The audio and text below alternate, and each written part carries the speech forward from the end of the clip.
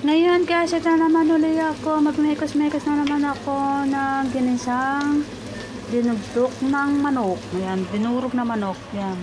I-mekos-mekos ko yan, dinurog na manok. Na dinurog kasi tira yan ng mga manok na hindi kinain. Pinagtatabi-tabi ko. Tapos gagawin ko igisa yan. Ganyan siya. Nagisa na pala ako ng bawang tsaka sibuyas, mga kamekos-mekos tsaka mantika. Yan, okay, kamekos-mekos, halo-halo lang yan, tapos ihulog na natin yung sibuyas. Masarap kasi pag yung hapok lang ang sibuyas na hindi masyadong luto. Ihulog na natin ang manok, kokokok.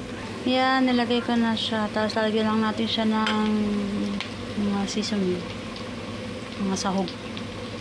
Lagyan ko ng betchin, sa lahat betchin, pampalasa, ajinomoto, yan. Tapos paminta. Yan, paminta.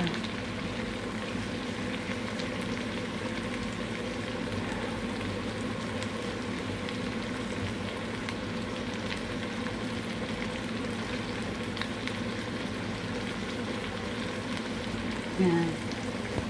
Yan guys. Tapos lalagyan natin siya ng konting asin.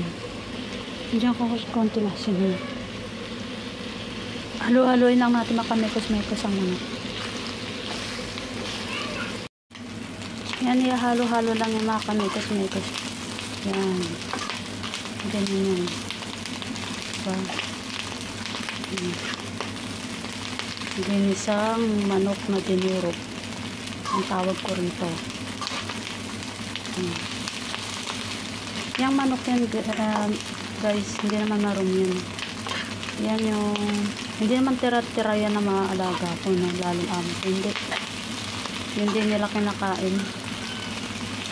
Kasi ito yung ulam na ano, nabuo siya, dinuruguro ko lang. Buo na manok po yan.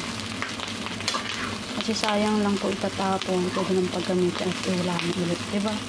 Diba, mekos-mekos, yan po ang aking luto na ginisang manok na dinurog, yan po ang title niya.